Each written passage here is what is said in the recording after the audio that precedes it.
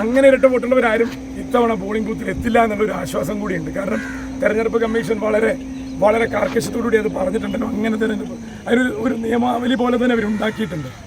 അതുകൊണ്ട് അങ്ങനെ കള്ളത്തരത്തിൽ വോട്ട് തിരികെ കയറ്റിയ ഒരാൾ പോലും ധൈര്യപൂർവ്വം വന്നിപ്പോൾ വോട്ട് ചെയ്ത് എന്തായാലും പോയില്ല. കാരണം CPM-ന്റെ പരാതി 10 ദിവസം മുന്നേ ഉന്നയിച്ചതുകൊണ്ട് അത് വളരെ ലൈവായിട്ട് നിൽക്കുന്നുണ്ട്.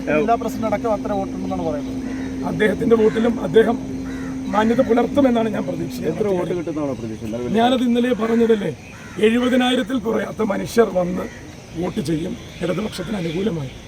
ഈ കണക്ക് സത്യമാണ് എന്നുള്ളത് ഒരുപക്ഷെ നിങ്ങൾക്ക് ഇന്ന് വൈകുന്നേരം 6 മണിയോടുകൂടിയെങ്കിലും മനസ്സിലായി തുടങ്ങേണ്ടതാണ്. അതുവരെയും വേണമെങ്കിൽ നിങ്ങൾക്ക് ഇതെങ്ങനെയാണ് ഈ കണക്ക് എന്ന് വേണമെങ്കിൽ മനസ്സിലിട്ട് ആലോചിക്കാം. ഈ കണക്ക് വൈകുന്നേരം 6 മണി മുതലെങ്കിലും നിങ്ങൾക്ക് ഏറിയേണ്ടി വരും. സാറിന് വലിയ തരത്തിൽ വിവാദങ്ങൾ ചർച്ചയായി, വികസന കാര്യങ്ങൾ ആ നിലയ്ക്ക് ചർച്ചയായില്ല. വോട്ടർമാർ ഏതായിരിക്കും പരിഗണിക്കുക? വോട്ടർമാർ വികസനം മാത്രമേ പരിഗണിക്കൂ.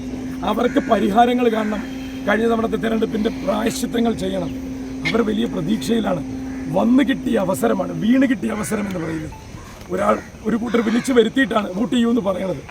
ആ വിളിച്ചു വരുത്തിയ കൂട്ടരുടെ എന്തിനു വേണ്ടിയാണ് ഈ തെരഞ്ഞെടുപ്പ് വിളിച്ചു വരുത്തിയത് എന്നുള്ള ബോധ്യം ജനങ്ങൾക്ക് ഇന്നുണ്ട്. അതിനനുസരിച്ച് അവർ പ്രതികരിക്കും. പാലക്കാടിന് നല്ലത് തോന്നും, പാലക്കാടിന് നല്ലത് വരുത്തണം. പാലക്കാട് തീരുമാനിക്കുന്നത് ശരിയുടെ സത്യത്തിന്റെ തീരുമാനമായി. അതുകൊണ്ട് വന്ന് പ്രാർത്ഥിക്കുന്നവരുടെ പ്രാർത്ഥനയും നിന്ന് പ്രാർത്ഥിക്കുന്നവരുടെ പ്രാർത്ഥനയും തമ്മിലുള്ള ചെറിയൊരു വ്യത്യാസം എല്ലാറ്റിലും. അതെ അതെ അതെ ഓടി നടക്കാൻ അറിയണം ജനങ്ങൾക്ക് വേണ്ടിയെന്നേ. ലൈം ലൈറ്റിൽ നിന്ന് രാഷ്ട്രീയം കളിക്കുന്ന ആളാണെന്ന് പറയാതെ പറഞ്ഞല്ലോ സ്ഥാനാർത്ഥി.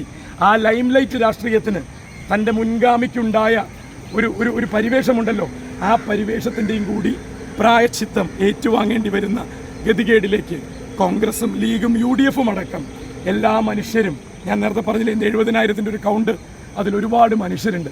അവരുടെ രാഷ്ട്രീയമൊന്നും വേർതിരിക്കാൻ നിങ്ങൾ പോകണ്ട. അതൊക്കെ മെനക്കെട്ട് പണിയാണ്. രാഷ്ട്രീയം നോക്കണ്ട. അവിടെ ജനങ്ങൾ പാലക്കാടിനെ നോക്കി കൂട്ടി.